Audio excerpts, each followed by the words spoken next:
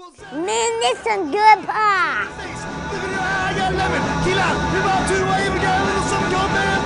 Come on down and open up your eyes and get yourself big old hunk of dangerously delicious pies. DangerousPies.com.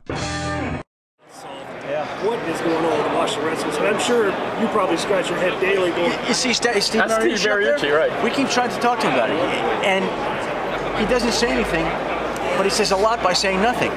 And the fact that he's saying nothing tells you that there's something there. Now, I do think that Jim Fossil is still the leader in the clubhouse, the favorite, but he hasn't gotten the job just yet. I'm not convinced he will.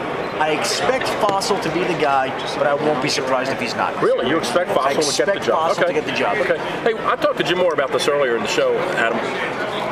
And the buzz phrase these days in the NFL world is retread. You know, the old coach who comes back in. After the Super Bowl, 9 of the past 11 coaches to have won this game will have been on their second job. 9 of the past 11. And yet a lot of these new hires are going with the young guy, the John Harbaugh, who, despite his resume, is untested as a head coach. Talk about the balance there of going out and getting, like Bill Cowher next year is going to be the hot commodity, right? Yeah, and he would have been this year if he was willing to coach, okay? Right. So I just think that's who was available at this time this year. The bottom line is you're looking for somebody that you feel good about. You follow your gut. Steve Bisciotti talked about that. He just felt like there was something there with John Harbaugh, just like there would have been something there with Jason Garrett if he had opted to stay in Baltimore when he came and visited. There was just something that made it feel right to go with John Harbaugh. And if Bill Cowher were available and willing to coach this year, my guess is that he might have turned out to be the Baltimore coach. Maybe. I mean, who knows? Right. But it's interesting to debate. It's fun to wonder about. Just a theory. I can't prove it, but that wouldn't surprise me. now we got a coach, now we need a quarterback. Let me tell you something. To me, you can't emphasize that enough. You can talk about the coach all you want, whatever coach you want. Like Tom Dimitroff got the Atlanta Falcons general manager job, and Tom Dimitroff came to work for the New England Patriots in the early 2000s after they had drafted Tom Brady. I asked you this question.